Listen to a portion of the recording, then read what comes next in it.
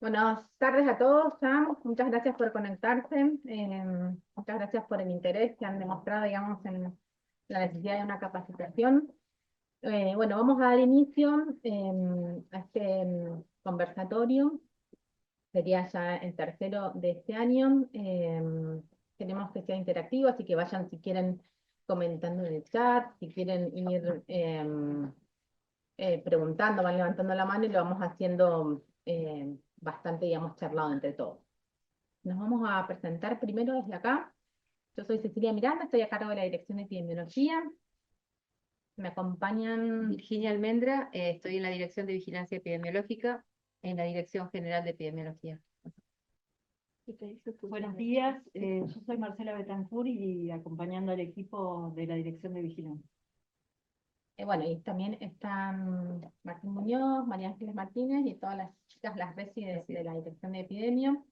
Un poco para contarles cómo vamos a organizar la charla, que es una charla cortita de 1 hora.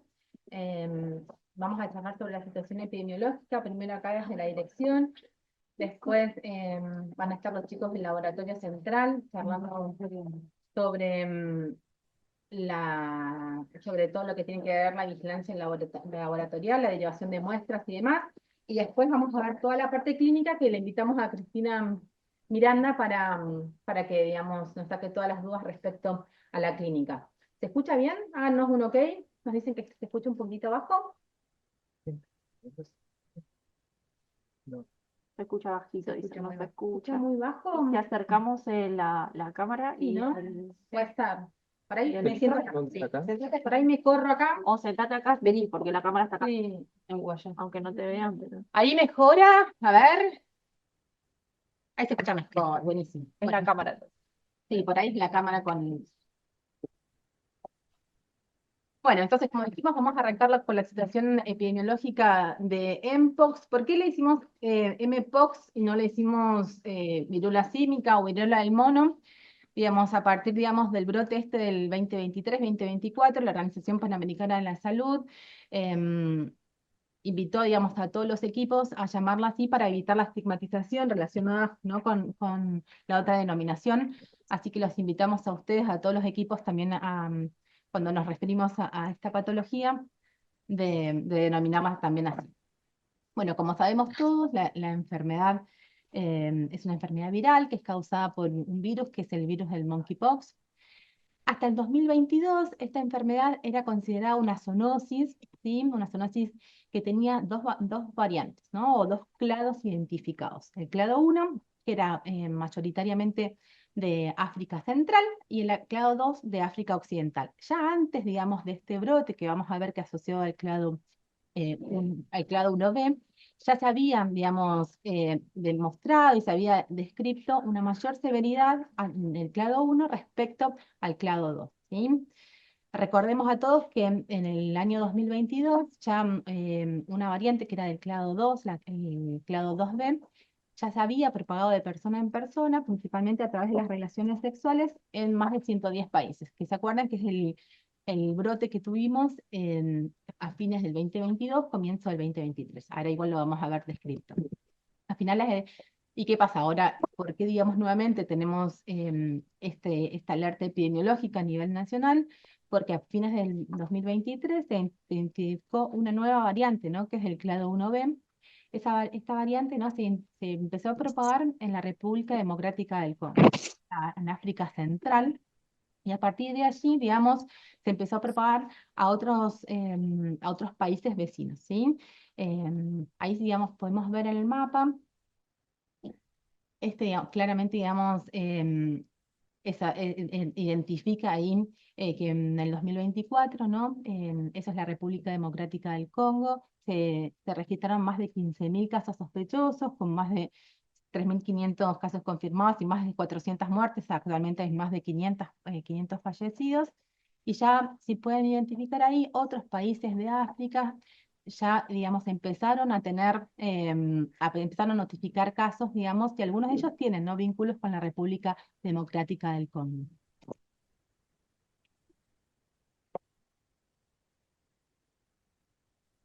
Bien. características, digamos, en cuanto a este nuevo brote, Ah, un es, segundo que voy a grabar porque superó el cupo y hay personas que me están escribiendo que no ah, pueden entrar. sí, Bueno, puede ser. Pero no habían, sí, perdón, vamos a grabar y ahí seguimos. Habíamos puesto para Ah, grabar. ¿sí? ¿Acá? En el equipo habíamos puesto que se graba. Pero acá Pero no si no, igual se grabémoslo, Mari. ¿Grabando? ¿Está grabando? Pausar o detener grabación, dice, si no. Estamos grabando así. Está grabando. La idea, y de paso les contamos que la idea es que pedimos a comunicación que dentro de la página, ahí pongamos como, ¿vieron? Como un link a conversatorios, así dejamos grabadas todas estas charlas que vamos a ir haciendo. Bueno, como características, digamos, vieron, es más en el sexo masculino que en el sexo femenino, y se notaron, digamos, que hay casos no solamente en adultos jóvenes, que había sido, digamos, el brote, digamos, anterior, sino también en niños, ¿sí? Vieron, de 5 a 10 años, de 11 a 19, en los rangos etarios, y de 20 a 40, también, digamos, hay una gran cantidad de casos descritos. Bueno, entonces, se ve re mal acá. El clado 1b, digamos, por ahora no se identificó fuera de África. Lo que ven ahí todo en azul es el clado 1, ¿sí? Digamos, perdón, es el clado 2. Todo el clado 1 es lo rojo, ¿sí? El clado 1b solamente, digamos, está descrito en África. En los últimos días sí se han descrito dos casos importados en Suecia y en Tailandia. Pero todo lo demás que ven, digamos, pertenece al clado que tuvimos, digamos, el brote del 2022-2023, ¿sí? Bien, ¿y qué sabemos un poco para hacer un resumen? ¿Qué sabemos de este clado 1B nuevo, ¿no? Entonces, sabemos que emergió en el 2023, sabemos que tiene una transmisión sostenida en la República Democrática del Congo. Como característica, lógico, tiene una transmisión principal. ¿Cuál? Sí, podemos mirar. Les pedimos si pueden silenciar los micrófonos, así nos podemos escuchar todos. Em, bueno, eso, perdón, que sabemos que tiene una transmisión principalmente sexual, ¿sí? Esto también había sido descrito en el brote del 2022-2023 para el clado 2. Esto estuvo, digamos, amplificado por bastantes redes, digamos, que son los drivers, lo que se llama comúnmente como drivers, y de transmisión, y muchos de ellos son trabajadores sexuales, digamos, que se han podido identificar, ¿no? Sabemos también que es por transmisión comunitaria sostenida, que no hay focos zoonóticos y que tiene mayor frecuencia en formas graves que el clado 2, ¿sí? ¿Y qué cosas no sabemos porque se están investigando y porque todavía falta mucho por descubrir, ¿no? Que no sabemos el origen de estos primeros casos del clado 1B. No sabemos si tiene mayor o no letalidad y mortalidad relacionado al clado 1A, sí que es la otra variante. Hasta ahora la letalidad que fue reportada fue del 0,7%. Sabemos, digamos, poco a través de los drivers de transmisión, ¿no? Y si tiene una mayor facilidad para la transmisión sexual, eso también es una incógnita, porque, digamos, las vías de transmisión actualmente, digamos, asociadas a este brote son generalmente por transmisión sexual.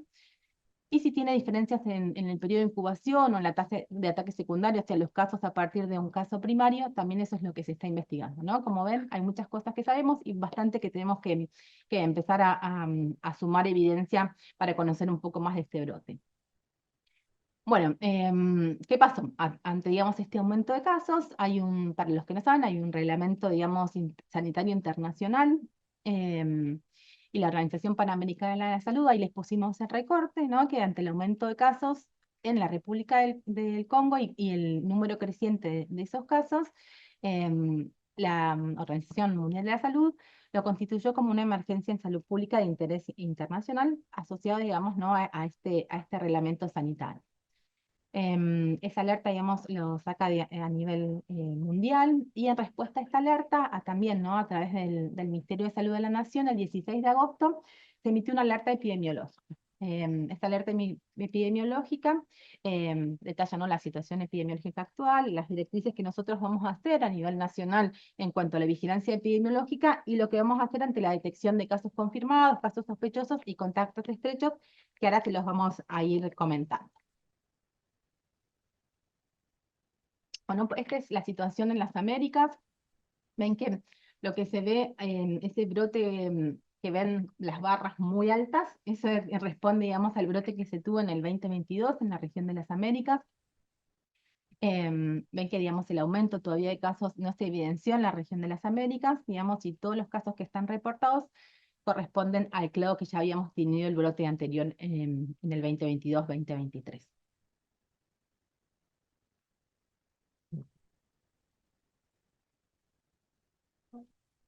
Vale. La situación en la Argentina.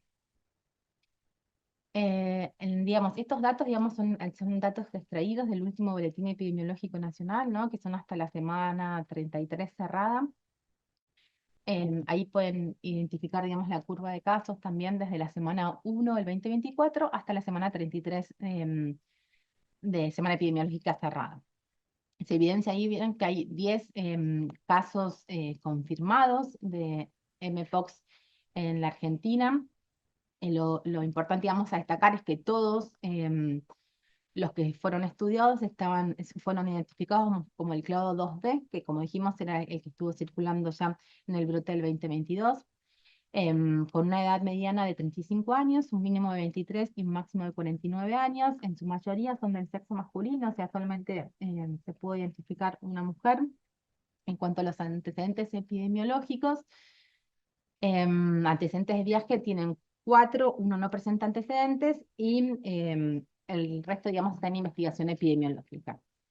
No tenemos casos fallecidos, sí, en este año, en el año 2024, y los signos y síntomas que presentaron los pacientes hasta el día de la fecha son, por lo general, exantemas vesiculares, lesiones genitales, después las vamos a ver, digamos, en detalle en la parte clínica, y en diferentes localizaciones, ¿no? En la región, en las manos, en el torso, en los pies, en la región genital y en las regiones perianales, y asociadas siempre a síntomas prodrómicos, como fiebre, mialgias, Dicen artralgias. que se escucha muy bajito. ¿Se escucha muy bajito? Nos dicen en el chat. A ver si se... No sé, tienen que poner a los Eh, chicos de TICS muy bajo, ¿se escucha? Quizás yo estoy hablando bajo. Muy Creo bien. que- Puede ser, que yo hablo medio bajo. Voy a tomar agua y seguimos. No, sentate acá, que estás más cerca. Se escucha muy Sí, sí, no sé. Si no, se acá. Acercamos más a esto. A ver ahí si mejora. Yo quizás hablo medio bajo también, ¿eh? Ahora después les pasamos todos los links, ¿no? Gabriel, ahí que nos está escuchando. Ahí se escucha un poco mejor, alguien que nos haga ok. Ya la respondí a la que se está grabando. Bueno, Mejor. mejor. Bueno, perdón, porque yo quizás hablo medio bajo igual, ¿eh? ¿Cuál es la situación epidemiológica de Neuquén al día de la fecha? Esto está desde semana 1 del 2022 hasta semana 35 del 2024. Notificaron 10 casos sospechosos, de esos 3 casos se confirmaron en el 2022 y un caso tenemos actualmente confirmado en el año 2024. ¿Sí? Todos estos casos tuvieron una enfermedad leve de manejo ambulatorio, ya se encuentran todos de alta.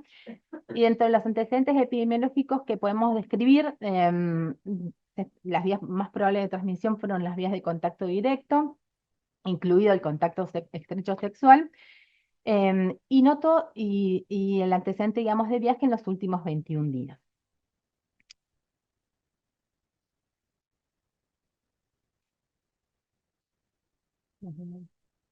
Bueno, de los casos confirmados, bueno, las edades fueron entre 23 y 49 años. Como manifestaciones clínicas tuvimos lesiones en piel, vesículas, exantemas en miembro superior, en el rostro y en el torso, pústulas, linfadenopatías y fiebre mayor a 38,5.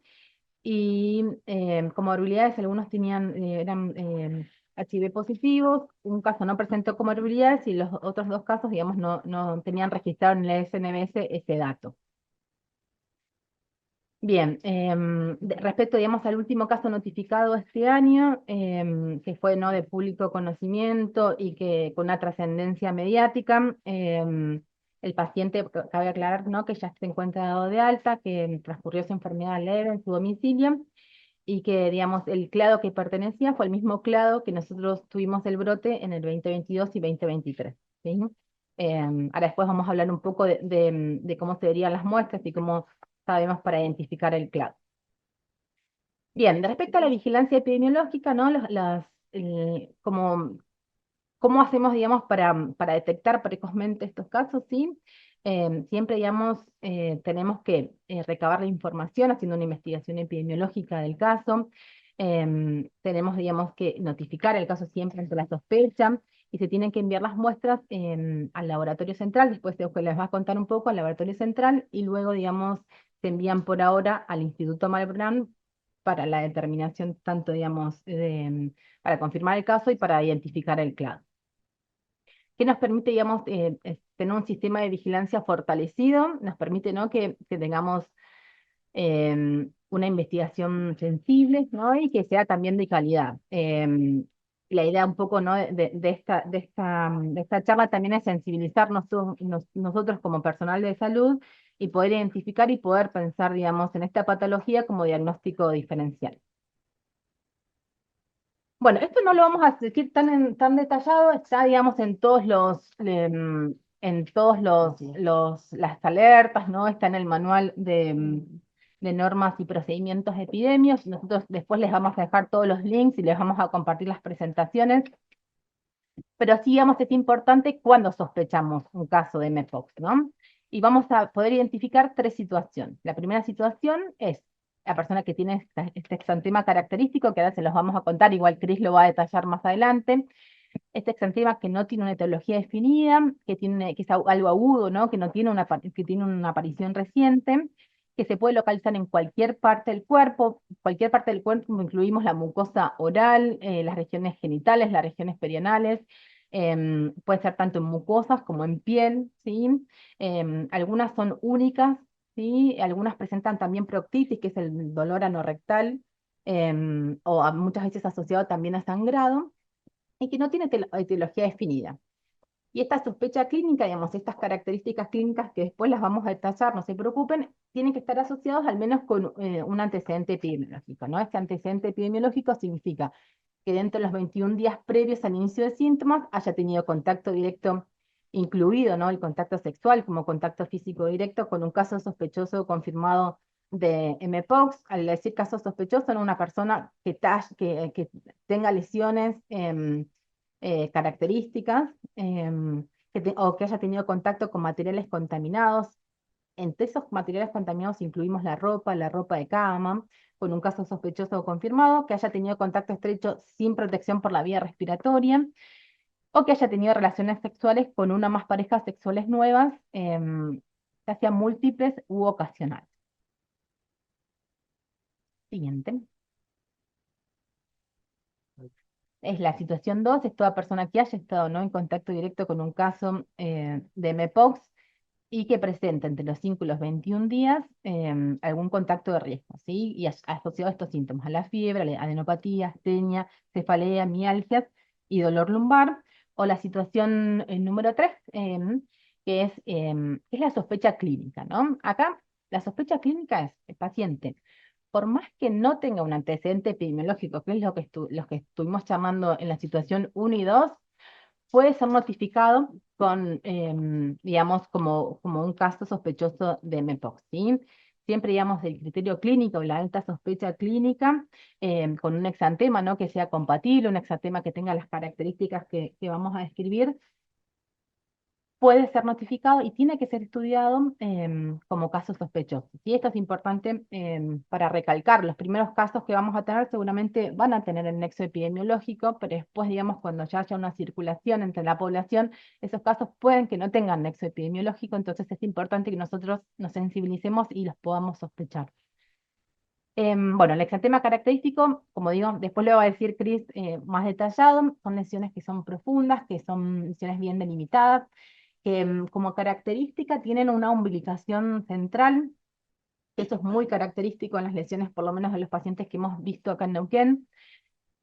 Pueden evolucionar, pueden ser máculas, pápulas, vesículas, pústulas. Después estas lesiones, digamos, se secan y las costras se caen, y esa es la evolución, digamos, natural de la enfermedad. Y bueno, ¿no?, que también puede estar asociada a otras ITs, ¿no?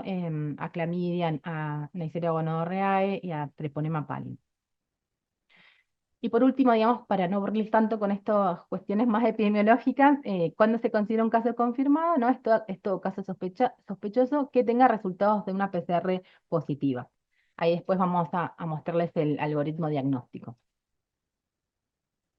En cuanto a se quedó mal. En cuanto a la vacunación, digamos, no sé si está ahora por ahí, quiere agregar algo. Es una vacunación a virus vivos atenuados, que es una no replicativa, que fue aprobada por la FDA, pero que no está aprobada por la ANMAT, digamos, y la CONAIN, cuando la evaluó en el año 2022, no digamos, concluyó no adoptarla, digamos, acá en Argentina. Yo ahí les recorté un poco lo que dictamina, digamos, la Organización Panamericana de la Salud, que es que no se requiere, ¿no? Ni se recomienda la vacunación masiva contra mpox en la población, ¿no? Y que siempre lo que debemos hacer, lo más importante siempre, ¿no? Es controlar la propagación de persona a persona, ¿no? Y ¿cómo hacemos esto? El diagnóstico precoz, el tratamiento oportuno, las medidas epidemiológicas de aislamiento y de seguimiento de contacto, ¿no? Eso es lo que hay que enfatizar para prevenir esta enfermedad. Este es el algoritmo diagnóstico propuesto, em, que está, digamos, después les vamos a dejar los links, que está, digamos, en el último alerta epidemiológica y en el boletín nacional. Entonces, partimos del caso sospechoso, como escribimos, digamos, estas tres situaciones que podemos sospecharlo nosotros. Sospechamos el caso, lo notificamos, después Virgi va a hablar bien de la notificación, ¿no? Realizamos la ficha epidemiológica correspondiente, se toman las muestras se envían al laboratorio central, ahora Euge les va a contar, y se les realiza una PCR. Por ahora, como les digo, estas muestras se están derivando al Instituto Malbrán, ¿sí? Si la PCR es positiva, el caso, digamos, es confirmado sin especificar el clado, para lo cual, digamos, en el Instituto Malbrán hace una PCR específica para el clado 2 y una PCR específica para el clado 1, ¿sí? Si llega a dar positiva para el clado 2, se confirma el clado 2, si es negativa, es un probable clado 1, y ahí se hace una específica para el clado 1 o para secuenciación, y la PCR, digamos, específica para el clado 1 cuando es positiva, ahí se confirma para el clado 1A, si es negativa, es un caso probable de 1B, y lo mismo, digamos, se va a secuenciación para el clado 1B.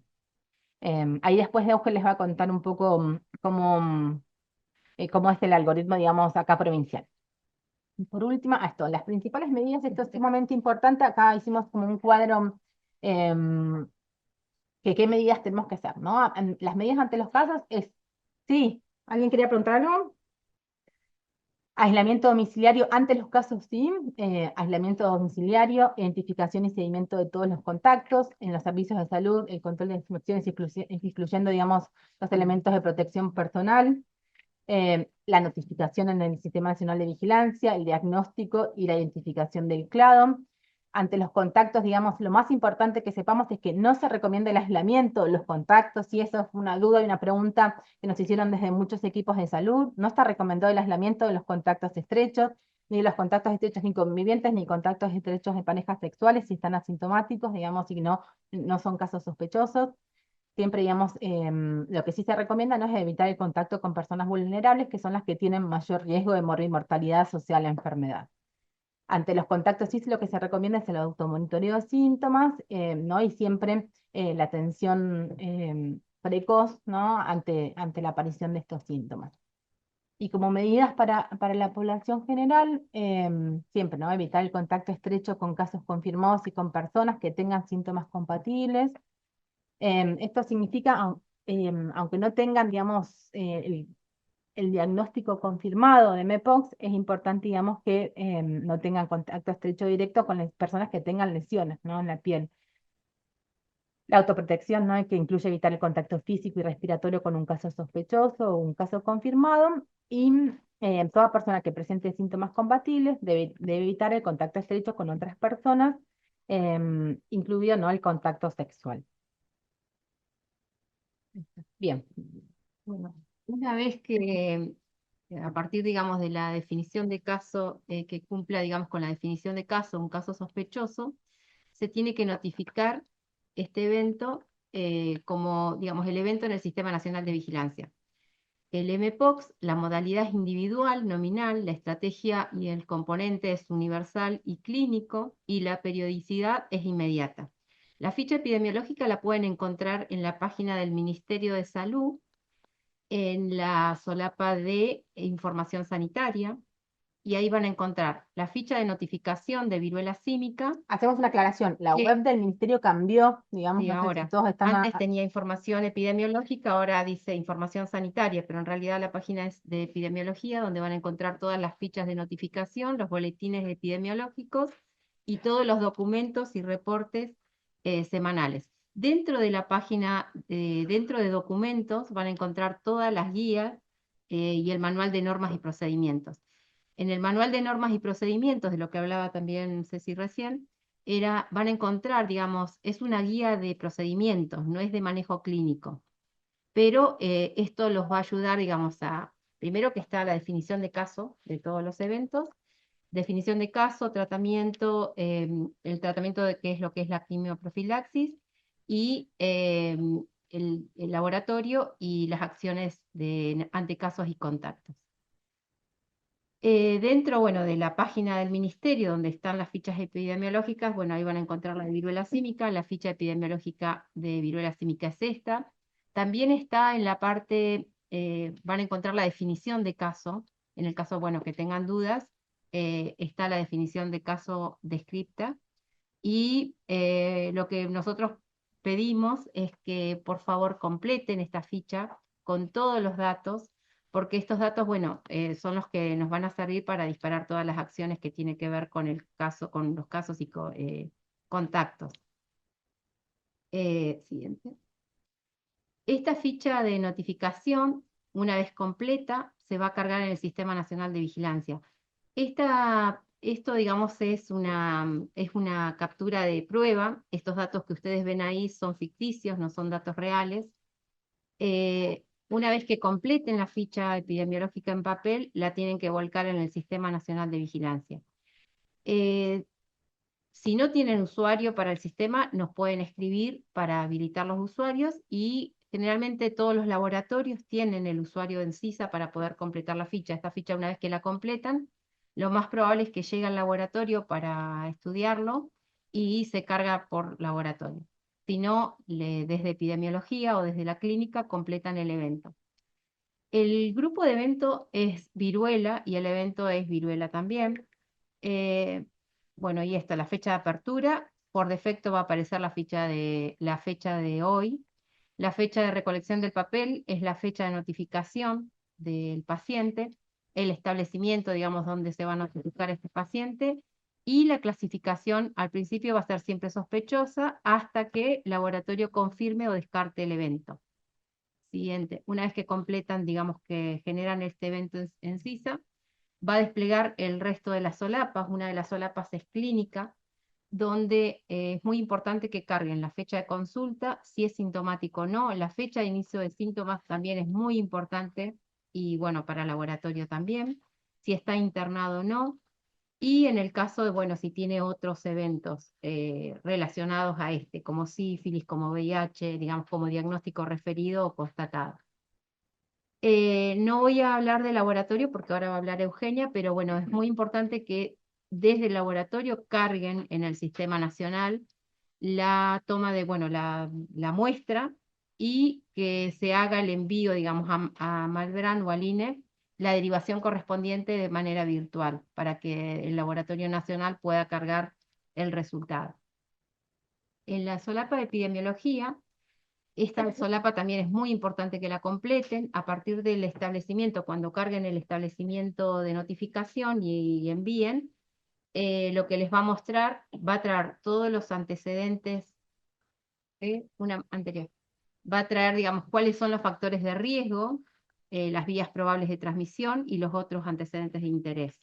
También lo que trae esta solapa es las vacunas aplicadas, la investigación en terreno y la, bueno, evaluación de la investigación epidemiológica. Y en el caso de que haya viajado, se puede también cargar acá el viaje. La solapa de documentos. Hacemos una aclaración. Sí. Esta solapa es súper importante, Sí. ¿no? A los fines de detectar, digamos, casos que no tienen, que ya está circulando a nivel, digamos, comunitario en Argentina, y que no tengan como nexo epidemiológico un viaje, es muy importante que anoten, digamos, ese dato, tanto en la ficha como en el SNBS. ¿Sí? Eso nos va a permitir también tomar medidas y acciones en salud, ¿no? Según la situación epidemiológica que nosotros vayamos teniendo, que es dinámica. Entonces, por eso quizás le tomamos bastante énfasis en esta pestaña, les pedimos, digamos, que vayan completando todos los factores de riesgo, ¿no? Las vías probables de transmisión, qué otros antecedentes hayan tenido, además del antecedente de viaje. Eso nos va a permitir tener un perfil epidemiológico de las personas, de los casos confirmados, digamos, en este nuevo brote, ¿sí? Y en la solapa de documentos lo que pueden hacer es cargar la ficha epidemiológica. Cuando cargan la ficha, cuando notifican el caso, es importante que envíen, ya sea a la Guardia de Epidemiología o que envíen la ficha epidemiológica a la dirección del ministerio, al mail de la dirección del Ministerio de Epidemiología, perdón, y subirla, digamos, como documento para poder completar los datos, porque muchas veces si no recibimos la ficha o va solamente por laboratorio, nos perdemos toda la parte de los datos clínicos y epidemiológicos de este evento. Entonces, por eso es muy importante que nos hagan llegar la ficha epidemiológica y que, bueno, si pueden cargarla en la solapa de documentos, adjuntarla también para poder completar si faltan, poder completar datos, digamos. Bueno, los desafíos para el año 2024 es mantener una vigilancia que nos permita obtener información de calidad para la provincia, la completitud de los datos, que era lo que nosotros, digamos, lo que estamos comentando, y la regularidad y oportunidad de la información, tanto clínica como epidemiológica y de laboratorio. Esto hace, bueno, nos permite estimar la carga de la enfermedad y lo que nosotros proponemos es capacitaciones periódicas para todos los equipos de salud, para cada evento que se, digamos, para cada alerta epidemiológica que se presente. Si nos están diciendo que hay más de 100 personas, entonces no están pudiendo entrar, no se preocupen Va a quedar. para que vamos a grabarlo. Del anterior, es importante que nosotros, digamos, podamos hacer una notificación precoz, podamos atender al paciente, hacer un diagnóstico precoz y un tratamiento oportuno. Y en esto que decíamos de la carga de enfermedad, que decía Virgit, tiene que ver, digamos, con también evaluar factores de riesgo, tasa de ataque secundario, los drivers, digamos, que son de esta patología, y el perfil epidemiológico que tiene en la provincia y en la República Argentina en relación también al contexto mundial. Bueno, terminamos esta parte que es de epidemia. Si quieren abrimos un poco preguntas sobre esta primera parte y después, Auge, si querés dejamos de compartir, Mari, gracias. Sí. Y abrimos, si quieren, brevemente alguna ronda de preguntas, si alguien tiene, y así después avanzamos con la parte con la parte de laboratorio. Tendremos que dejarle compartir para Auge, Mari. No sé si alguien tiene alguna duda, pregunta, o vemos por el chat. Algo de sarampión decían recién, voy viendo por el chat. No, sí, no sé si También las... tienen que sacar suero para descartar varicela o sarampión, es una de las preguntas. Sí, otros diagnósticos diferenciales, que uno de ellos es varicela. ¿Sí? Entonces también, digamos, se estudian antes de enviar al Malbrand, se hacen esos estudios para otras enfermedades, digamos, exantemáticas, ¿sí? Es uno de los diagnósticos diferenciales. El aislamiento del paciente, igual ahora lo va a charlar Cris, toda la parte clínica, digamos, por eso le invitamos a la infectóloga, es hasta que, es como la varicela, hasta que todas las lesiones tienen costra, ¿sí? Esas costras se caen, se revitaliza, digamos, sale la nueva piel, y ahí recién el paciente está de alta. Y el tratamiento es sintomático. El tratamiento, digamos, depende, toda la parte clínica igual ahí está viniendo Cris, se las va a decir, pero el tratamiento es sintomático, muchos pacientes tienen dolor, ¿no? Un dolor que es referido, digamos, en la bibliografía, muchas veces como un dolor urente, ¿no? Entonces, muchos necesitan en ese tratamiento sintomático específicamente tratamiento para el dolor. No se olviden de eso cuando atienden pacientes, ¿no? De no solo el tratamiento sintomático relacionado, digamos, a los síntomas prodrómicos, síntomas generales, sino y a las lesiones cutáneas, sino también a todo lo referido por el dolor, porque es una de las cosas que está descrita en la bibliografía. Así que eso es algo para destacar. ¿Y con el herpes? También es un diagnóstico Sí. diferencial. Sí, el herpes Pero, también o sea, sí o sí tienen que tomar la muestra. también, sí o sí se toma la muestra, y el herpes, de hecho, digamos, hay muchos pacientes que fueron tratados como herpes Sí. porque produce muchas lesiones en la mucosa bucal y, digamos, si son tratados frecuentemente como lesiones herpéticas, que no tienen la evolución, digamos, con el tratamiento para esa patología, y entonces recién ahí sospechan MPOX. Sí, pero es otro de los diagnósticos diferenciales más frecuentes también, por el tipo de lesión y la localización. Pero para todo esto, ahí llegó Cris y les va a charlar de la parte clínica. No sé si hay alguna otra duda, pregunta de la parte epidemiológica. Después, Que son preguntas más clínicas. preguntas más clínicas, ahí después las charlamos con Cris. ¿Por qué no consideran el aislamiento? Porque mientras el aislamiento, digamos, en los contactos, no solamente en el caso confirmado, sí lo que se hace en los contactos estrechos, como dijimos, es el automonitoreo de síntomas y la consulta médica precoz, y obviamente no tener contacto con personas que sean población vulnerable, ¿no? Bien, no sé si Augecita estás por ahí y querés presentar vos, o arrancamos ya con Cris con la parte clínica. Auge, estás por ahí, dale. Sí, Por eso. acá estoy. Hola, ¿cómo Hola, están? Auge. ¿Querés presentarte, Auge? Y gracias por conectarte. Bueno, no hay de qué. Para los que no me conocen, yo soy María Eugenia Cita, soy bioquímica y trabajo en el Laboratorio Central y bueno, les voy a comentar un poco lo que es el diagnóstico del virus Mpox. Ahí voy a compartir pantalla. Lo que sí, por una cuestión de conexión, voy a apagar la cámara, ¿sí? Solamente comparto la presentación. ¿Se escucha bien?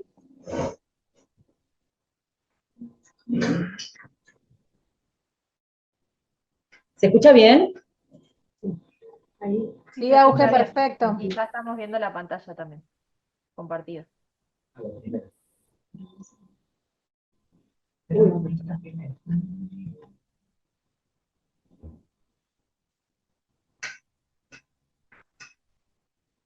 Bueno,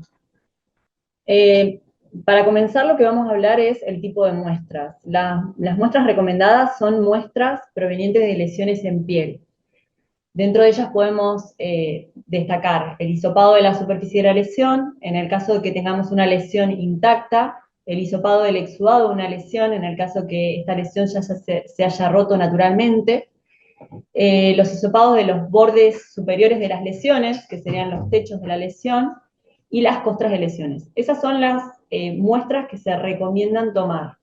Existen otras muestras, como el hisopado orofaringio, por ejemplo, que si bien se describe en muchos documentos, la OPS no lo recomienda, o por lo menos lo que habla es de que está como todavía no muy comprobada la sensibilidad que tiene, ¿sí? Incluso otras muestras como el hisopado rectal, el hisopado anal, la orina, el semen, habla de que son muestras para investigación y que en el caso que nosotros no tuviéramos un caso sospechoso con presencia de lesiones en piel, podríamos utilizarlas.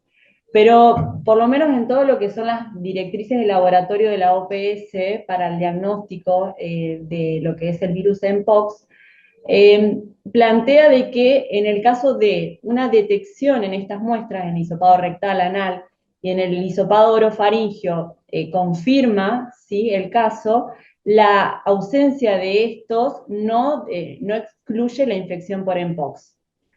En el caso, volviendo a las muestras recomendadas, que son estos hisopados de lesión, tenemos que tener en claro que cuando se tomen las muestras, tanto los hisopados de lesión, las costras y los fluidos vesiculares no deben mezclarse en un mismo tubo, ¿sí? Distintos tipos de muestras tienen que ser tomados en distintos tubos. Estas muestras tienen que venir sin ningún tipo de medio de transporte ni líquido que diluya la muestra, es decir, el hisopo tiene que remitirse al laboratorio seco y tienen que ser recolectados con hisopos de Dacron o poliéster. Algo importante que se planteó en lo que es el brote del 2022 y 2023 es que hubo muchísimos casos reportados de virus Mpox en personal de salud que fue justamente infectado por maniobras al momento de tomar las muestras, sobre todo con elementos cortopunzantes. por lo que hoy la OPS recomienda no utilizar este tipo de elementos. Entonces, en ese caso, recurrir solamente a un hisopado vigoroso de la lesión, sin necesidad de utilizar, no sé, de hacer una punción para obtener el líquido vesicular, ni intentar romper una lesión que todavía no está rota. Ya con este hisopado vigoroso es suficiente y se puede detectar una carga viral elevada.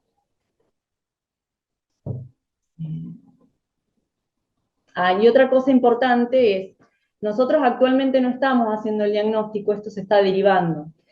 Me voy a adelantar un poco, pero bueno, nosotros estamos haciendo un diagnóstico diferencial, como todos saben, y bueno, y ahí estuvo comentando un poco Cecilia, las características de las lesiones se pueden ver compartidas con otras patologías, por lo que sí o sí hay que hacer diagnóstico diferencial, y para ello nosotros necesitamos muestras por duplicado. ¿Qué significa esto? Si ustedes, como médicos, ¿no? Va dirigido más al médico que va a tomar la muestra, encuentran un paciente en un caso sospechoso, hisopados de lesión y costras, va a tener que tomar por duplicado la costra y por duplicado los hisopos de lesión. Y en el caso de los hisopos de lesión, si ustedes ven en distintas localizaciones, por ejemplo, si tienen no sé, una lesión en cara y una lesión en mano, deberían tomar por duplicado la lesión en mano y la lesión en cara. Justamente porque lo que nosotros hacemos es quedarnos con una única lesión y el otro hisopado, o sea, un hisopado lo procesamos nosotros para el diagnóstico diferencial y el otro hisopado se deriva. ¿Sí? Siempre todos los distintos tipos de muestras tienen que ir por duplicado. Bueno, con respecto a lo que es, una vez que se recolecta la muestra, en realidad tiene que haber una previa evaluación con dirección de epidemiología, en donde, bueno, ellos evalúan el caso y cuando ya se da el ok que sí estamos ante presencia de un caso sospechoso, se hacen las derivaciones correspondientes y estas muestras tienen que ser transportadas o derivadas al laboratorio lo antes posible. Estas tienen que ser refrigeradas dentro del lapso de 1 hora de la recolección y en el caso que el transporte exceda los 7 días, podría llegar a ser refrigerada a -20. Pero lo ideal sería que una vez que la muestra es recolectada, se derive al laboratorio, que en este caso nos lo derivarían a nosotros, al laboratorio central. Sí o sí el envío de muestras tiene que ser con un triple envase, como cualquier otra muestra biológica. La ficha de notificación obligatoria tiene que estar por fuera de la caja y en el membrete que tenga esta caja sí o sí identificar con las siglas virus mpox o con viruela símica para nosotros saber qué consideraciones tenemos que tener a la hora de abrir esa caja. La muestra sí o sí tiene que ser enviada rotulada, ¿sí? Con nombre, apellido y tipo de muestra. Esto parece como algo redundante, pero la realidad es que hoy nos está pasando que nos llegan muestras que no tienen nombre y apellido y nosotros necesitamos corroborar la identidad de esas muestras que correspondan a este paciente en cuestión, bueno, están sus datos en esa ficha, pero a su vez también el tipo de muestra, sobre todo porque si nosotros tenemos un hisopado de exudado, un hisopado de lesión, incluso de las distintas localizaciones, necesitamos sí o sí ingresarlas por separado y tanto el diagnóstico específico para virus mpox como para lo que es el diagnóstico diferencial se refiere a cada tipo de muestra. A su vez, como bueno, ahí estaban comentando en la presentación anterior, es muy importante la carga del evento previo a la derivación de la muestra y la derivación por CISA al laboratorio central.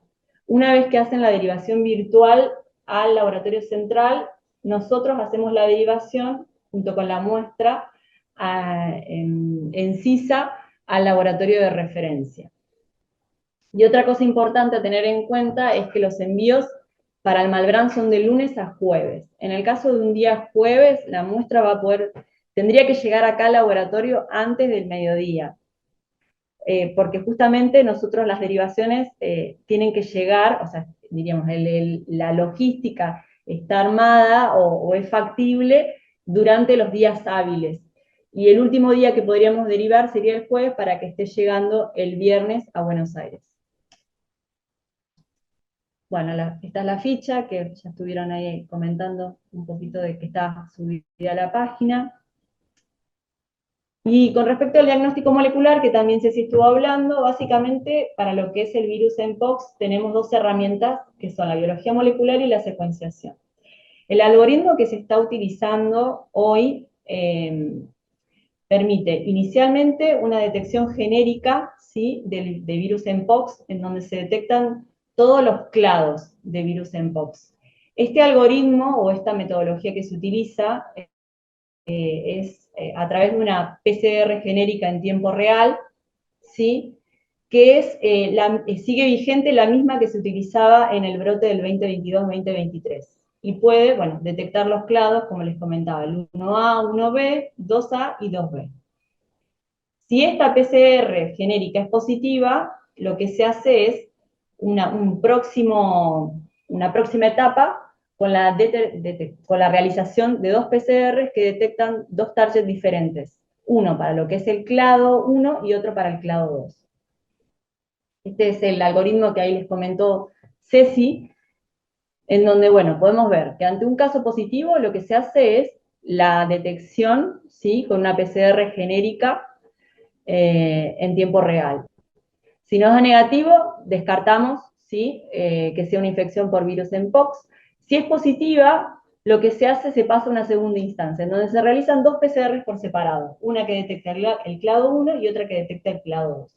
Estas PCRs que se están utilizando actualmente son como la PCR genérica, las que se utilizaban en el 2022-2023. Pero la salvedad que tiene es que la PCR para clado 2 sigue detectando el clado 1 y el clado 2. O sea que si vamos a tener una PCR detectable o positiva, vamos a estar en presencia del clado 2. Si da negativo, ahí les explico que la nueva variante, la variante del clado 1B, presenta una deleción que no puede ser detectado por la PCR que detecta los clados 1. ¿Sí? Por ende, si nos da un negativo, y eso es lo que les comentaba antes, ya pasó esta muestra por una PCR de clado 2 de da negativo, puede sospechar de la presencia de un clado 1B. Y en ese caso hay que realizar o una confirmación por secuenciación o realizar una PCR de clado 1B. Actualmente existen algunas PCRs que están a punto y hay algunas otras que se están probando en este momento.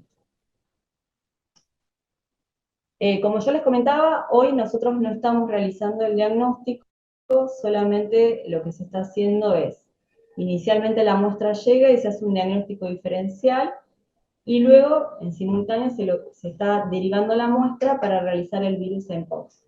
Nosotros en este momento contamos con reactivos para la puesta a punto de la PCR para virus Mpox, así que bueno, tendríamos que en breve estar poniéndola a punto. Pero en el caso actual, en el que hacemos el diagnóstico diferencial inicialmente, lo que se está haciendo es una PCR en tiempo real que hace la detección simultánea de varios microorganismos, es una PCR comercial, que detecta varios microorganismos, como ven ahí, detecta citomegalovirus, Haemophilus ducreyi, herpes simple de tipo 1-2, linfogranuloma venerio, treponema parium, varicela zoster y, bueno, un control interno. Este es un reactivo que disponemos a partir de este año, así que todas las muestras que vengan, le haríamos un diagnóstico diferencial con este kit comercial, y a su vez también se le hace enterovirus a las muestras. La idea sería, bueno, cuando nosotros ya tengamos a punto la técnica, evaluar, obviamente el algoritmo va a ser distinto, vamos a arrancar haciendo la PCR específica, que va a ser esta PCR genérica para virus Mpox, y luego, eventualmente, ante un caso ante un resultado no detectable, continuaríamos con el diagnóstico diferencial. En el caso del sarampión, actualmente lo que se está haciendo, o por lo menos lo que se estaba haciendo en el 2022 y 2023, es derivar las muestras al laboratorio del Castro Rendón, para hacer el diagnóstico diferencial de sarampión. Para ello es necesario derivar suero, hisopado nasofaringio y orina. Las muestras obviamente deben ser acompañadas con la ficha de epidemiología correspondiente. Actualmente esto está, bueno, como todos saben, esto es dinámico y estamos a la espera de la respuesta del laboratorio de referencia para reevaluar el diagnóstico diferencial, si va a ser modificado o no. Con respecto al criterio de rechazo para las muestras, para el procesamiento de las muestras, tenemos que considerar que las muestras que no serán procesadas son aquellas que no cumplan con las condiciones de bioseguridad, alguna muestra que esté derramada, que no sea enviada con el triple envase, las que no estén correctamente identificadas, aquellas que no cuenten con la ficha epidemiológica completa, o las que no cuenten con una denuncia o derivación correspondiente en CISO. Eso es muy importante para que nosotros después, a partir de allí, podamos hacer la derivación y se pueda cargar en CISA el resultado. Bueno, muchas gracias. No sé si alguno tiene alguna pregunta. Sí. Hay una pregunta ahí en el chat, Euge, que dice que si muchas gracias, Euge, gracias, siempre re claro, como siempre. Que dice que si la muestra nos llega a la tarde-noche, la conservamos hasta el día siguiente, ¿cuánto tiempo de conservación tiene la muestra refrigerada? ¿Escuchaste? No, la muestra puede ser refrigerada, justamente ahí les comenté que hasta 7 días incluso se puede mantener refrigerada y en realidad la muestra es preferible durante los primeros 7 días mantenerla refrigerada y no congelada porque se puede llegar a ver afectado el genoma viral, que es lo que estamos detectando con la biología molecular ante reiterados congelamientos y descongelamientos. Pero en realidad la muestra es viable, lo que pasa que cuantos más días pasen, el genoma viral se va degradando y esto es una cuestión de lo que es preanalítica. Si pasan muchos días y la verdad que un resultado negativo, y para mí no excluye la infección, puede llegar a ser un falso negativo. La idea es que lo manden lo antes posible un día y se manda al otro día o al otro día, mientras esté refrigerada, no debería pasar nada. No sé si Perfecto. a eso apuntaba la pregunta. Perfecto, Euge. No sé si hay alguna otra duda, pregunta respecto al laboratorio. Algo alguien que quiera comentar algo, que hay mucha gente de los laboratorios también conectados. Algo que Euge, aprovechando, digamos, que estás conectado y que está Alejandro ahí, de muchos centros de salud nos preguntan el tema de los hisopos, si están en todos los centros de salud, en el primer nivel de atención para tomar más muestras.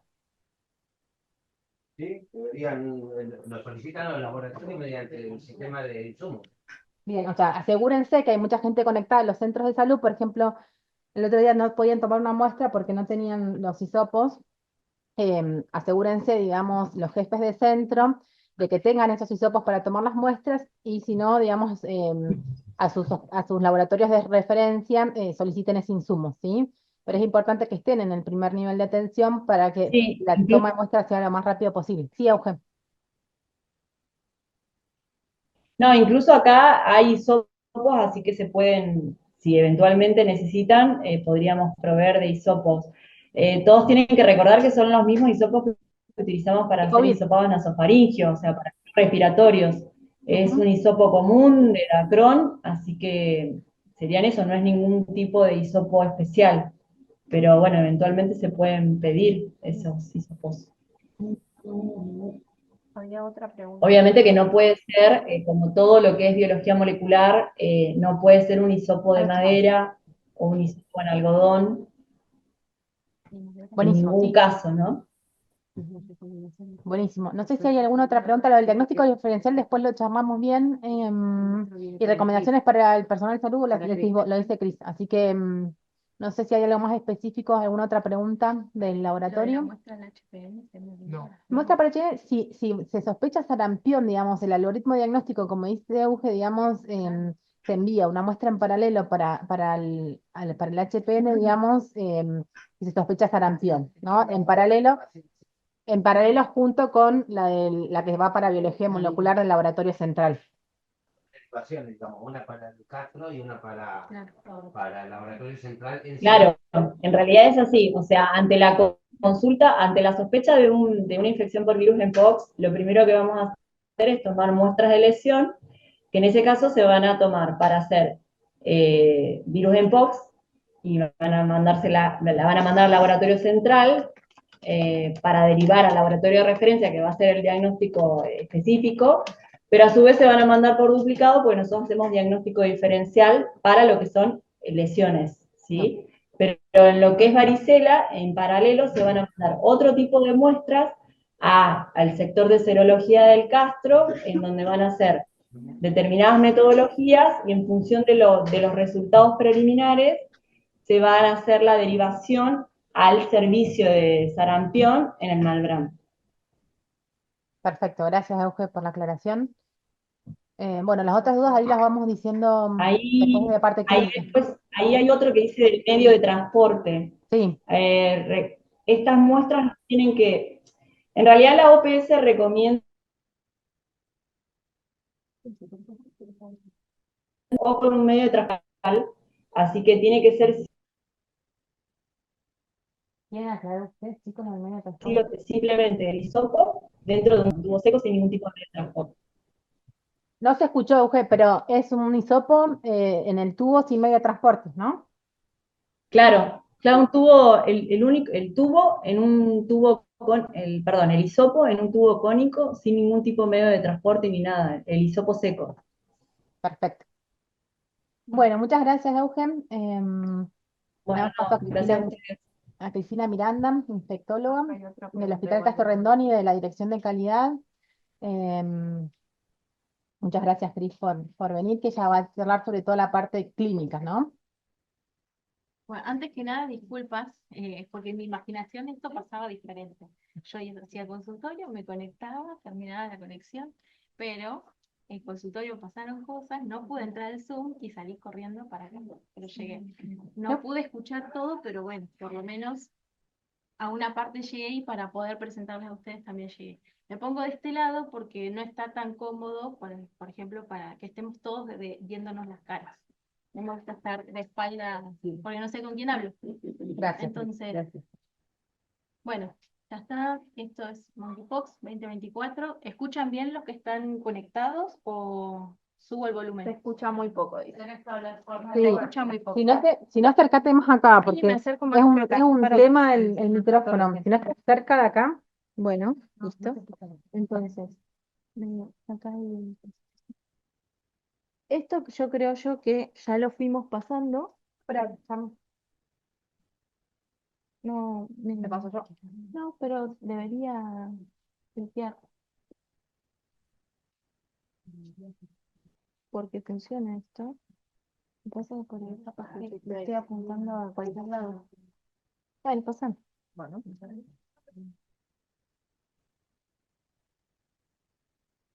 Ahí ya funciona, listo. Bien, más o menos ya estuvimos todos hablando, ¿sí? Un poquito de todo esto. Yo me imagino que ya fueron diciendo todas las cosas que iban pasando, ¿no es cierto?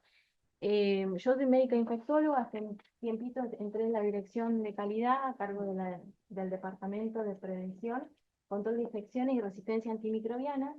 Pero esto es algo que tenemos que seguir trabajando todos como equipo de salud independientemente de las especialidades, porque son patologías que son emergentes en algunos lugares para nosotros y son reemergentes. Son zoonosis, No se ¿sí? escucha nada de eso. Son zoonosis, ¿sí? Que están asociadas a esto, a que nosotros como población, como grupo humano, fuimos avanzando en todo lo que es el espacio silvestre, quedamos todos muy juntos, invadimos todo lo que es la parte de naturaleza, fue avanzando, se industrializó la parte comercial. Hoy, por ejemplo, en 10 horas, ¿sí? Prácticamente estábamos en otro continente y estuvimos durante 10 horas con más de 120 personas que estuvieron en 100.000 lugares diferentes, ¿no es cierto? Vamos a eventos masivos donde hay mucha gente, donde tenemos mucha cercanía y demás. Entonces van a pasar estas cosas cada vez más frecuentes porque es lo que se espera, ¿sí? En el mundo, en la biología, de que los virus vayan mutando para que podamos, para poder subsistir. O sea, todo el ser vivo quiere seguir vivo. ¿No es Dicen que cierto? te enfoques hacia acá para hablar porque si no, no se escucha. Perdón. Hablar. Hablando de sí. Bueno, pero yo le hablo a los que vinieron, porque los quiero más. No. Entonces, esto seguramente ya lo hablaron, dijimos que es una enfermedad viral, ¿sí? Que es el género, es un virus, un ortopox virus, ¿sí? Que tiene los dos clados, ya eso lo dijimos de memoria, el 22 surgieron los brotes, 23, fines de 2023, empiezan a aparecer otras episodias, otros brotes por fuera de lo que es la parte de África y Congo. Empezó a llamar la atención que aparece una mutación a nivel del clado tipo 1 que todavía se está definiendo cuál va a ser la forma de virulencia que va a tener este clado, si va a ser que se va a transmitir mucho más rápido, ¿sí? Porque no está definido el R0 que tiene aún, y, o si va a generar más morbo y mortalidad en los pacientes, ¿sí? Entonces, ¿qué se consideró? Que actualmente es una amenaza, que es potencialmente un episodio, ¿sí? Que al ir aumentando tan rápido y al tener mayor transmisibilidad, puede potencialmente generar problemas en los sistemas de salud del mundo, ¿sí? Ay, ahora no pasa. Hagan un clic en la pantalla y después pasa. Listo. Entonces, la forma de transmisión, lo más importante, ¿sí? Persona a persona por contacto estrecho. O sea, ¿cómo yo voy a adquirir la infección? Voy a estar con mucha cercanía y una de esas cuestiones de cercanía tiene el contacto de la piel con la piel, ¿sí? Con la gente, por ejemplo, al tocarse, el momento más íntimo y de mayor cercanía son las relaciones sexuales. Estar cara a cara con una persona con diagnóstico de monkeypox, por ejemplo, al hablar, respirar los convivientes, por así decirlo, y porque puedo tener partículas. Y a través de los fomites, que son todos elementos que están contaminados, que pueden ser las sábanas, por ejemplo, la internación, la ropa, compartir una remera, compartir la ropa, compartir todas las cosas.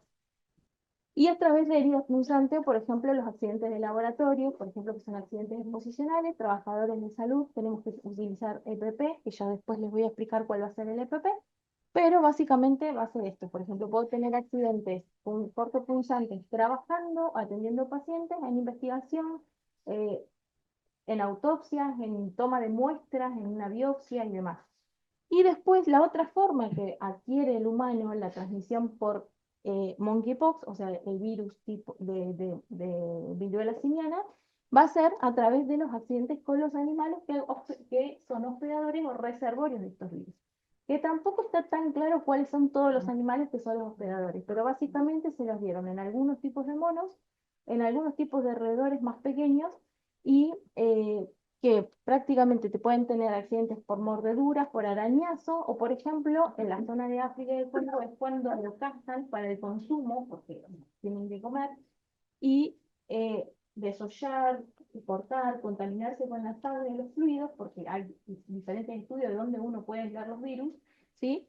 Vamos a tener diferentes, ahí le voy a presentar. Entonces, manipular cadáveres y demás.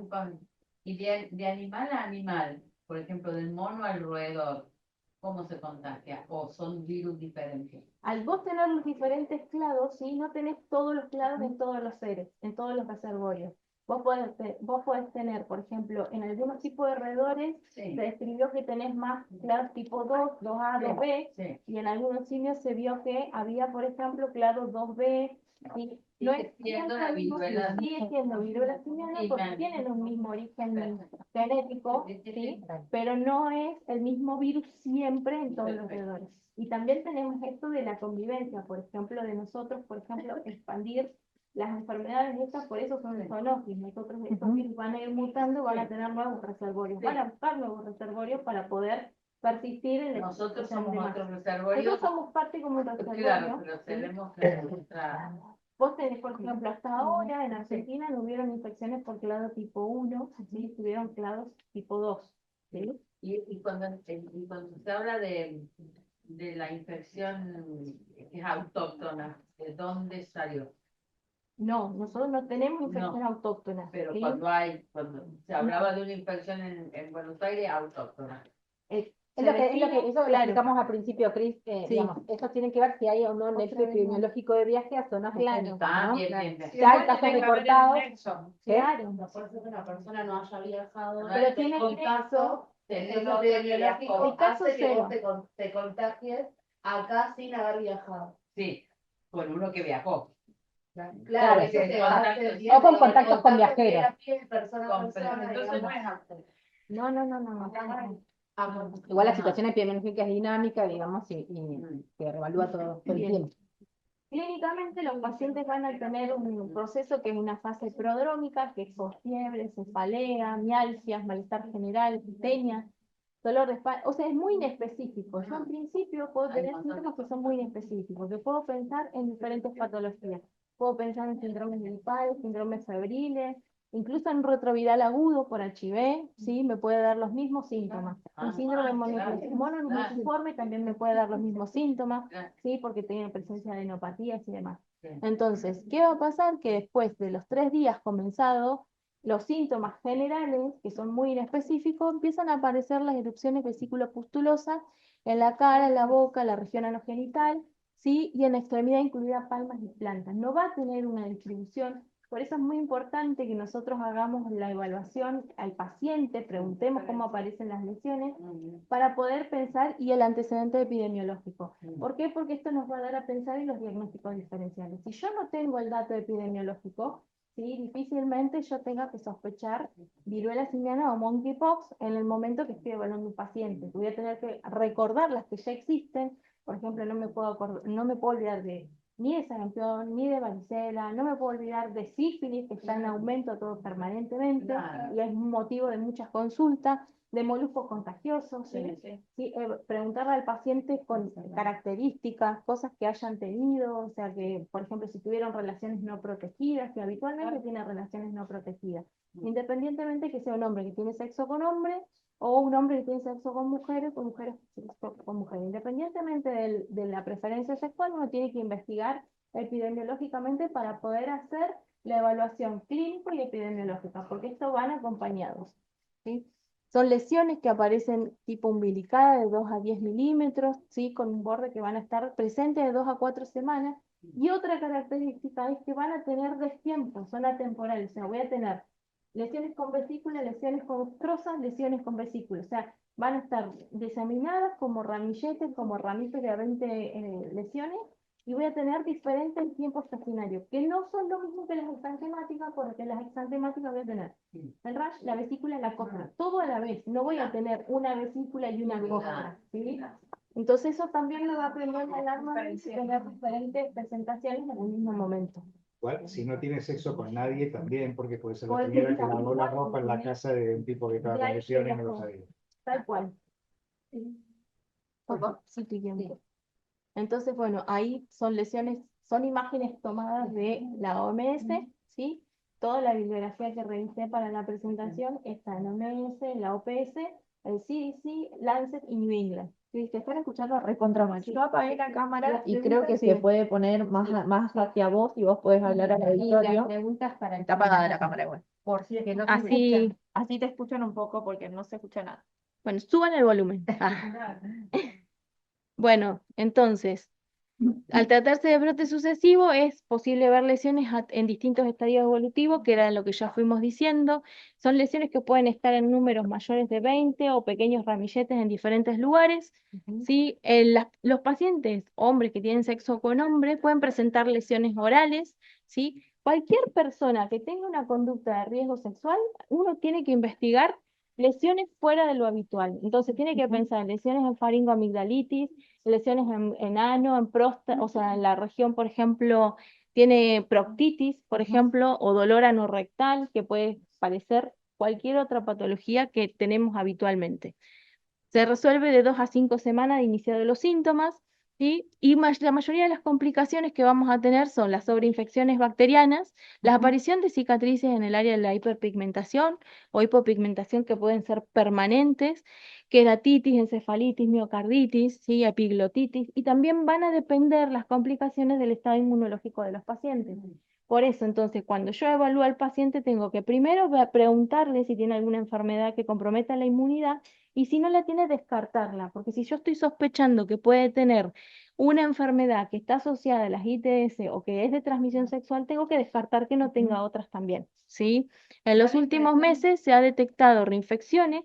En este último tiempo, ¿sí? Por ejemplo, España tiene hoy por hoy un problema, Europa, parte de Europa, de que están teniendo reinfecciones en pacientes que han adquirido la vacuna, entonces son pausisintomáticos. ¿Qué pasa? Tienen pocos síntomas, tienen y van y se está viendo un descenso y que van diseminando la enfermedad. No tienen complicaciones, no hay mortalidad, pero empiezan a aparecer nuevos casos. Hoy por hoy, monkeypox, el R0 que tiene, o sea, es de 1 o menor de 1, llega a 1. Entonces yo espero que por cada caso que yo diagnostico, voy a tener un caso más que lo tengo que buscar. No como sarampión, que el R0 de sarampión es de 18, entonces por cada caso que yo tengo de sarampión voy a tener 18 nuevos casos, ¿sí? Entonces, en estos casos, por el efecto protector de la inmunidad natural adquirida, los síntomas por las lesiones dérmicas, que son menos características y de menor tamaño, que duran más o menos espaciadas y hacen como más dificultoso el diagnóstico clínico, ¿no es cierto? Entonces, situaciones especiales, inmunocomprometidos, las embarazadas, los niños.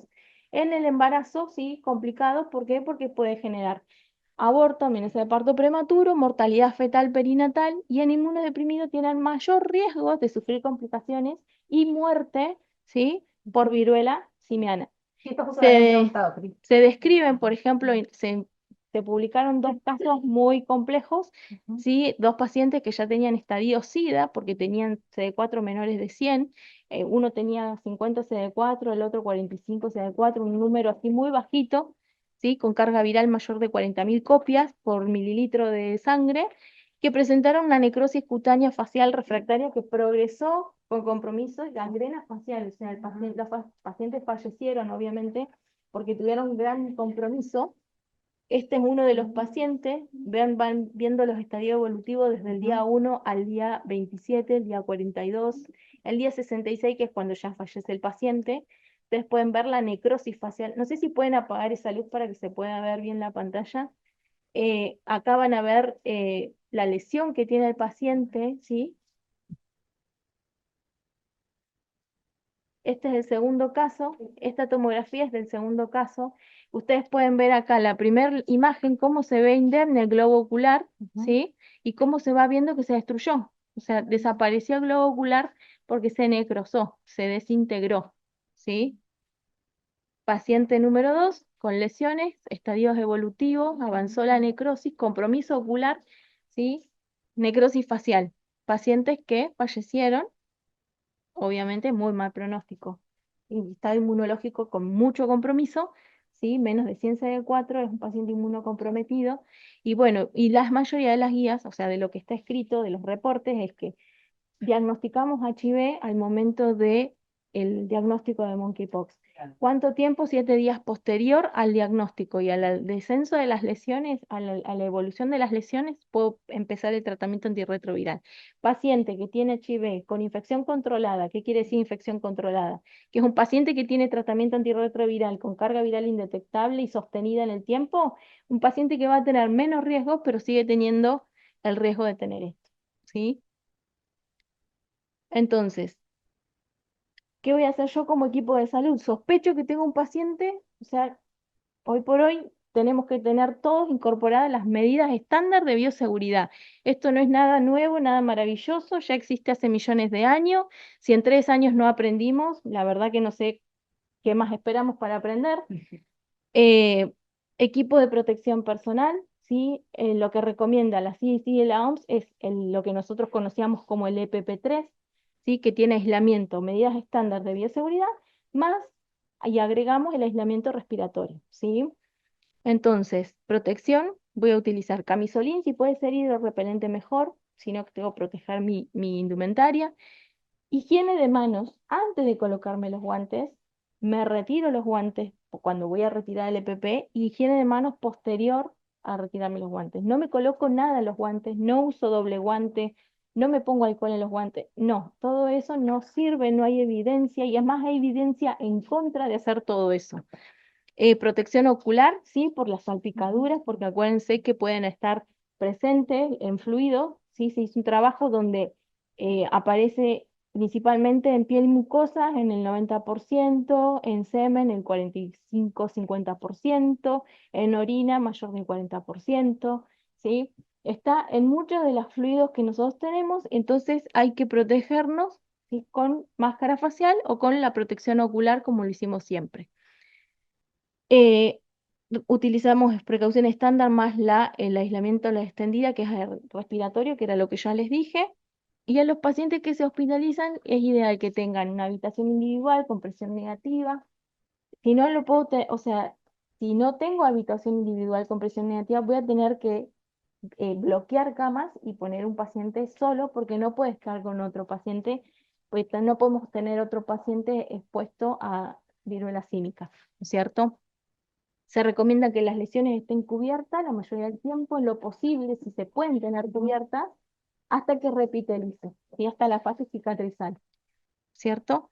Y todo lo que sean de los pacientes no tienen un procesamiento diferente. Los procesos de higiene hospitalaria son los mismos. Lo que no voy a hacer es la costumbre de tirar las sábanas y las cosas de la cama al piso, sino que no las ando sacudiendo, sino que se juntan, se colocan en una bolsa transparente, nunca en bolsa roja. Bolsa roja es para residuos biológicos, lo que yo voy a descartar y que va a ir a incinerarse y a desecho biológico.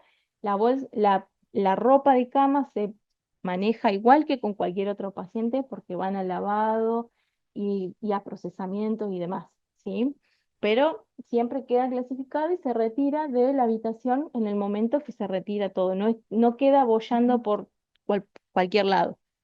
Yo me coloco el EPP antes de ingresar a la atención del paciente y me retiro el EPP en la puerta cuando salgo de atender el paciente, ¿no es cierto? Entonces, el aislamiento respiratorio hay que ponerle, siempre acuérdense de colocar en la internación la cartelería que identifique que tenemos un aislamiento de contacto porque tenemos un germen multiresistente, o el aislamiento respiratorio porque tenemos un germen que puede ser transmitido por vía respiratoria. Y para que no nos olvidemos, otra vez, sí. Y en cuanto a tratamiento, ¿sí? Nosotros no tenemos disponible tratamiento prácticamente. Tratamiento sintomático de sostén. El gran porcentaje, la mayor cantidad de pacientes, cercano entre el 80 y el 90%, son pacientes que pueden cursar su enfermedad en el domicilio con indicaciones con pautas de cuidado y pautas de alarma, ¿sí? Y no va a requerir mayor complejidad. Pero si lo requiriese, hay que buscar el lugar para donde el paciente se va a internar según la complejidad del paciente, según la evolución clínica. Acá, la clínica de este paciente va a ser soberana y me va a definir a mí qué voy a hacer con el paciente, porque si el paciente requiere mayor complejidad, no va a ir a un centro de salud del barrio, va a ir a un hospital y se va a buscar la solución dentro de lo que sería el hospital. Sí están descrito la utilización de tratamientos, por ejemplo, el que mayor evidencia tiene hasta ahora es se llama tecovirimat, ¿sí? Que es un inhibidor de la pared de los poxvirus, que inhiben la replicación del poxvirus. Entonces, que son tratamientos por 14 días de elección. De las revisiones sistemáticas no hay mucha evidencia, no hay recomendación estricta, pero bueno, es lo único que se está utilizando, que está dando como un aliciente, y son todos muchos, no existe acá, no existe acá, en España. La mayoría de los trabajos son de España, de Reino Unido, sería UK, y otros países de Europa. Y asociados con ocidofovir o con brincidofovir, ¿sí? Estos siempre están como asociados, o con tridofluorina porque son como coadyuvantes con el teco para algunas lesiones asociadas con monkeypox, para hacer tratamiento tópico para evitar que avancen las lesiones. Hay muchos estudios en el clinical trial que están como anticuerpos monoclonales y que están en vías de desarrollo, pero no hay evidencia suficiente ahora como para decir los anticuerpos monoclonales son los que nos van a dar la respuesta para el tratamiento del monkeypox. ¿Sí? A ver. Vos me haces trampa. La viruela humana sabemos que se radicó en el 80, viruela símica, que es una zoonosis, aparece en el 70, ¿sí?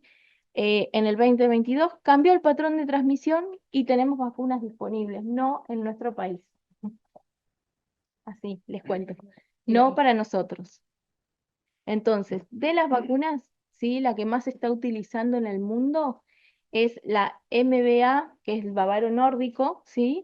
Que tiene el Shineo. O sea, Shineo, que es para Estados Unidos, o Invanex en Europa, ¿sí?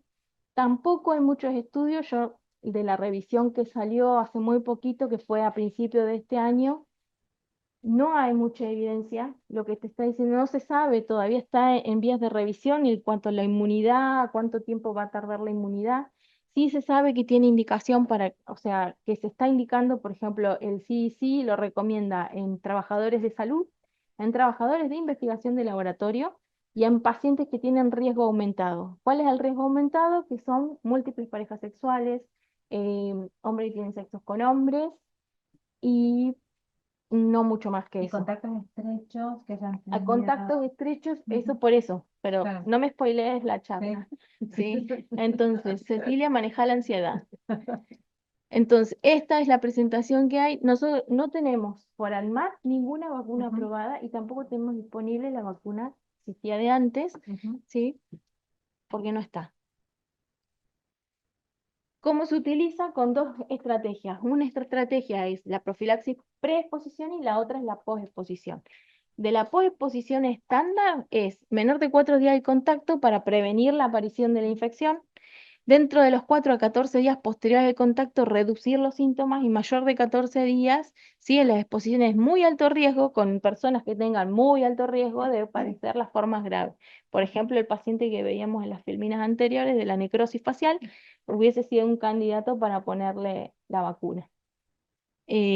Con alto riesgo grave como compromiso inmunitario grave, ¿sí? Ese paciente que mostraste que tenía inmunocompromiso podía no tener ninguna respuesta a la vacuna. También, porque no, con ciencia de 4 no sé qué Ujú. respuesta vamos a tener, ¿sí? Pero nos sumaba al grupo de investigación, Roberto, no me saques, no me disminuyas el tamaño muestral. Entonces, y después la individual dirigida, que está los grupos de exposición y exposición, ¿no es cierto? Sí. Sí, ahí puso que se había cortado, me parece que ya volvimos, sí, porque es inestable la conexión, pero ahí me parece que volvió. Cliqueame la pantalla. Ahí está. Bien, y la profilaxis preexposición, población general, no está recomendado, esto está la recomendación de OMS Sabio 2013, después siguen siendo no recomendadas en el 2022, sin embargo, sí, a principios de este año lo puso como una recomendación, ¿sí? Trabajadores de salud en riesgo de exposición laboral, lo que estuvimos diciendo, trabajadores de Ujú. laboratorio, eh, por ejemplo, médicos que van a ir a trabajar a África, donde tienen cerca de 1000 muertes ya por viruela simiana. Ya, me parece que es que es la recombinante, y la otra indicación que está contraindicada si en niños en embarazo, en inmunodeficiencia, terapia de inmunosupresión o dermatitis atópica, por la aparición de las lesiones por la vacuna. O sea, Ujú. me, cuando vos abrís eso me desbloquea. Sí, por ahí alguna vez la CONAMIN no se expidió en el 2022, no recomendando la vacuna así para la población general, y que digamos, de este brote todavía No hay no nada. hay nada nuevo, ¿no? Hoy por hoy nosotros no disponemos de vacunas porque ANMAT no aprobó ninguna vacuna para nuestro país. Ujú. Las que hay tienen sola aprobación de FDA y de alguna entidad europea que para Guinea, pero no mucho más, ¿sí? Y después, los tópicos estos, está en investigación. Sí. Si alguien tiene síntomas puede propagar el virus, ¿sí? ¿Con qué frecuencia? No se sabe, hasta ahora se sabe que el R0 sigue siendo de 1, menor de 1, dependiendo del clado. Tipo 1 todavía está como un interrogante, porque sabemos que clado tipo 2 era el R0, era de 1, pero clado 1 todavía no tenemos evidencia suficiente como para definir si tiene mayor transmisibilidad. Se cree que sí va a tener que tiene mayor transmisibilidad, porque hubieron muchos más casos por fuera de lo que es África y Congo, ¿sí? ¿Cómo se puede propagar el virus de la viruela símica? A través de las secreciones respiratorias, ¿sí? ¿Cómo, o sea, si es muy alto, qué tan contacto estrecho necesitamos tener? No está definido, no está definido aún, ¿sí? Sabemos que nosotros como equipo de salud, cuando atendemos un paciente con sospecha de monkeypox, tenemos que utilizar el EPP3, ¿sí? Y si la viruela símica se puede transmitir a través del semen, secreción vaginales, orinas y heces. hasta ahora el trabajo que se publicó en Lancet, donde ellos analizaron la presencia del virus, la secuenciación viral de los líquidos que mencionamos acá, todos tienen positivo el recupero mayor del 40%. Así que en estas secreciones, por eso está la recomendación en pacientes que son contacto estrecho, que son asintomáticos de los pacientes positivos, es que durante 28 días, ¿sí?, no tengan relaciones sexuales o tengan relaciones sexuales protegidas con método de barrera. ¿Estamos? ¿Por qué? Porque se ve que siguen apareciendo a través de las secreciones vaginales, a través de semen y de orina y de las heces. Vigilancia epidemiológica, lo más importante. O sea, si nosotros sospechamos y no hacemos todo lo que hay que hacer, es como si no hiciésemos nada, ¿sí? Si no notificamos al paciente, tampoco vamos a poder tener respuesta de todo esto, porque no vamos a poder identificar nunca jamás cuál es el caso cero. ¿Por qué? Porque no estamos sospechando, no estamos completando las planillas, no estamos notificando, no estamos. El silencio epidemiológico no quiere decir que no pase nada, el silencio epidemiológico quiere decir que estamos haciendo todo mal, ¿sí? Y no olvidar de descartar todas las ITS y los virus que ya conocemos, que nos acompañan un montón, que van con nosotros para todos lados, así, en, en la cartera de la dama, en el bolsillo del caballero, como sífilis, porque hasta hace muy poquitito tiempo los retrovirales agudos, ¿sí? Yo hacía guardia los lunes y yo los lunes veía muchas reacciones alérgicas que eran sífilis, chicos. O sea, los que estamos en la atención de pacientes directamente, aumentemos la sensibilidad, pensemos los pacientes, busquemos el diagnóstico. Nos lleva un momento, nos lleva un poquito más, pero cerramos un caso. Y el próximo webinar es de sífilis, así que justo viene a colección. Después se los vamos a decir a fines de septiembre. Bien, ¿Puede compartir? sí. Porque hay Bueno, muchas gracias, Cris. Si quieren, leemos un poco en el chat las preguntas, que dar muchas en relación a la clínica. Una pregunta que estaba era si era considerada una ITS o no MPOX. Lo que pasa es que no puedes considerarla una ITS propiamente dicha, porque hay muchos casos, por ejemplo, todo lo que es África, además, por ejemplo, el niño, además, que son por contacto por fomite. Uno lo considera porque está asociada y en el último tiempo, que esto es algo muy importante que hay que trabajar en que no generar otra vez un estigma, si bien somos otra generación, pero no generar lo que pasó en el 80 con HIV. Entonces, es decir, son personas que tienen sexo con hombre y nada más, no. O sea, son ITS que están asociadas, por ejemplo, a tener el contacto más estrecho y más íntimo, como yo les dije al principio, está relacionado con la relación sexual. O sea, yo no creo que haya gente que pueda tener una relación sexual a distancia. Así que yo no me pude conectar al Zoom, tuve que venir corriendo, imagínense. O sea, entonces tenemos contacto más estrecho, más directo, ¿sí? La cercanía y demás. Y eso también lo puede dar trabajar en el mismo lugar, o como decíamos recién, una persona que trabaja de limpiar un domicilio, que sacude las camas de una persona que tiene lesiones y no lo sabe, puede tener, y no tuvo ITS, o sea, no es una ITS, es una lesión de monkeypox secundaria a esto, a tener contacto con los fomites. Y alguien cambia las sábanas en los albergues transitorios, Tal cual. lugares. Leemos algunas otras preguntas, si querés, Mari. Después preguntar, ¿es de contacto aéreo o por gotas?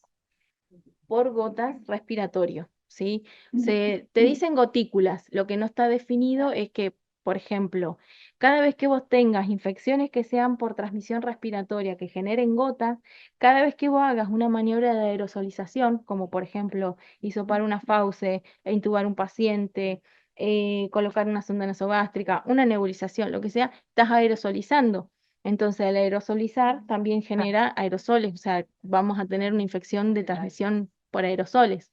Entonces, la indicación que da OMS, y no lo chequeé en la guía de Nación, pero OMS y CDC dicen FPP2 o mayor, y CDC te dice N95 o mayor.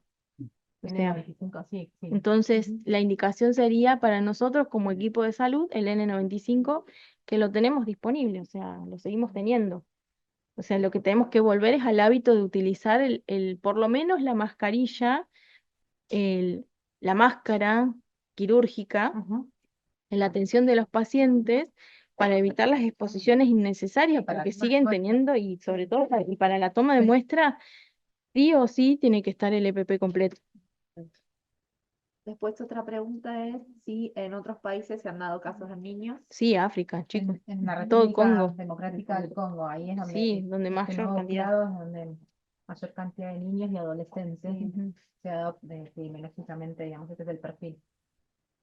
También preguntan si hay algún estudio en relación a transmisión vertical.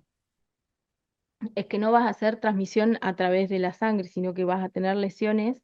Primero que, si dependiendo del trimestre, es como pensarlo como una torcha. Claro. Los primeros trimestres, ¿qué pasa? Cuando yo tengo una seroconversión de alguna infección viral, por lo general hay aborto, interrupción del embarazo, amenaza de parto prematuro, demás. Esto hay que pensarlo como pensábamos las torchas cuando estudiábamos en allá medicina hace muchos años, poquitos nosotros, Roberto, ¿viste? Eh, entonces hay que pensarlo así. Mientras más cercano al parto, imagínate, Hepático. Entonces, si muy pegas, no hepático. se come. Claro, Directamente. tal cual. Entonces, y si, por ejemplo, fuese en el último trimestre o al momento del parto, pensá que al momento que tiene el contacto con las lesiones va a generar el contacto por contacto directo, ¿sí? Así que por ahora no hay estudios de transmisión vertical, pero se sabe esto, o sea, de embarazada se sabe que hay aumento de los abortos, parto prematuro y las lesiones que ponen en riesgo porque un niño nacido y que tenga las lesiones tiene mayor riesgo de mortalidad. Bien, también vinculado a esto, preguntan en una mujer en trabajo de parto que está en fase activa de la enfermedad, si se transmite por fluidos es indicación de cesárea. Y debería hacerlo. Sí. O sea, ¿entendés? Porque, o sea, si tiene lesiones, ¿sí? Y vos y vamos a pasar al canal de... la región canal genital, ¿no? Claro, Sí, en canal de parto. sí. Así que eso no hay tantos estudios que digan, no hay un...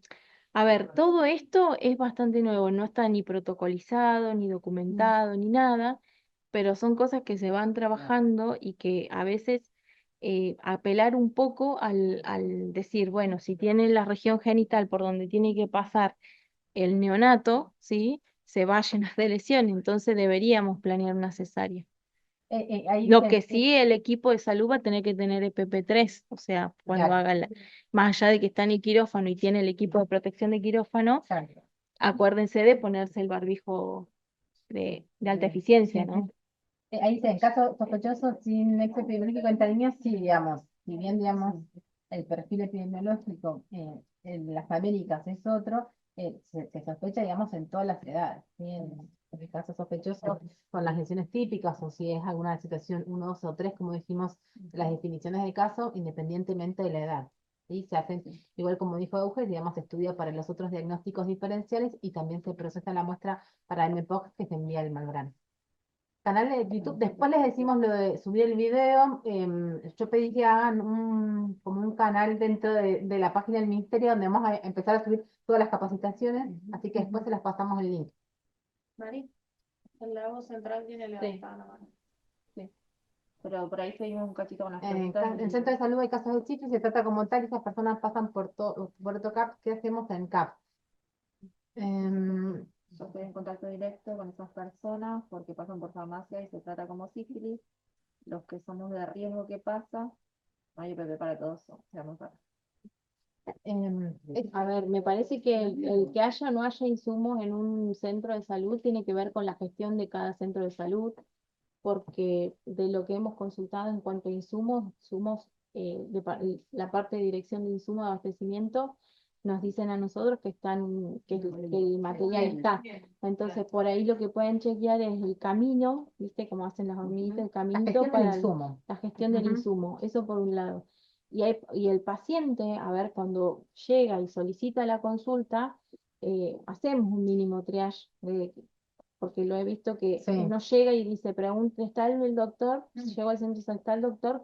No, ¿por qué lo buscas? No, porque me pareció esto. Entonces, si el que está en la ventanilla ya advirtió que tiene algún tipo de lesión, le puede decir, bueno, eso se puede trabajar en cada lugar porque no podemos poner un protocolo estandarizado porque estructuralmente todos los centros de atención y todos los centros de salud son estructura y arquitectura muy diferentes. Eso no podemos decir, van a esperar afuera, van a esperar al sol. Ujú. Tal cual. Y, Ujú. y dentro de la gestión de insumos, resaltamos esto de los hisopos, digamos, que chequean en todos los centros de salud, en los consultorios de atención médica en los hospitales, que tengan el insumo, que tengan el hisopo correspondiente para tomar la muestra ahí directamente en el consultorio y no tengamos, digamos, que hacer circular al paciente, ¿no? Y con toda la estigmatización que eso significa. Así que eso sería importante que preparemos, ¿no? Todo lo que tienen que ver los recursos materiales para la atención a estos pacientes. Y del laboratorio central tienen levantada la mano. Euge, ¿querías decir algo, Euge? Sí, dos cosas. Una, porque quedó una consulta de la gente del Heller, que me parece que no había quedado muy claro el tema de las derivaciones de las muestras para diagnóstico diferencial, y justo arrancó la otra presentación, para ver si lo podemos aclarar. Para lo que es el diagnóstico diferencial, hay dos lugares en la provincia que hace diagnóstico diferencial. Hoy, o sea, sería el Laboratorio Central y el Castro Rendón, el sector de serología del Castro Rendón. Como nosotros no estamos haciendo el diagnóstico específico de virus mpox, partimos del diagnóstico diferencial. Entonces, los hisopos de lesión van al laboratorio central y se hace todo lo que tenemos a nuestro alcance dentro de las PCRs que tenemos montadas, que forman parte del diagnóstico diferencial con mpox, las realizamos. Y en duplicado, un hisopado de lesión o hisopado de exudado o costra, lo que viniera, diríamos, en paralelo, se manda al laboratorio de referencia para mpox. Y en paralelo se mandan otras muestras, que son suero, orina y hisopado nasofaringio, al Castro para hacer solo el diagnóstico diferencial con sarampión. No sé si queda claro eso, que se mandan muestras distintas a dos lugares distintos para hacer lo que es diagnóstico diferencial y aparte después tenemos la parte del diagnóstico específico. Eso por un lado. Y por otro lado, comentar, porque me parece que no lo aclaré, nosotros tenemos en este momento la transferencia metodológica para hacer diagnóstico de mpox acá, del Malbrán, y lo que se nos va a transferir, y qué es lo que vamos a estar ahora en proceso de puesta a punto, es la primer PCR que se plantea en el algoritmo, que es la PCR genérica. Entonces, en el caso que nos dé detectable, vamos a poder decir que es un mpox que puede ser de cualquier clado. A partir de un resultado detectable, sí o sí vamos a tener que hacer la derivación al Malbrán para hacer la diferenciación del clado. Eso quería que quedara claro, que solamente vamos a disponer en la provincia de la PCR genérica.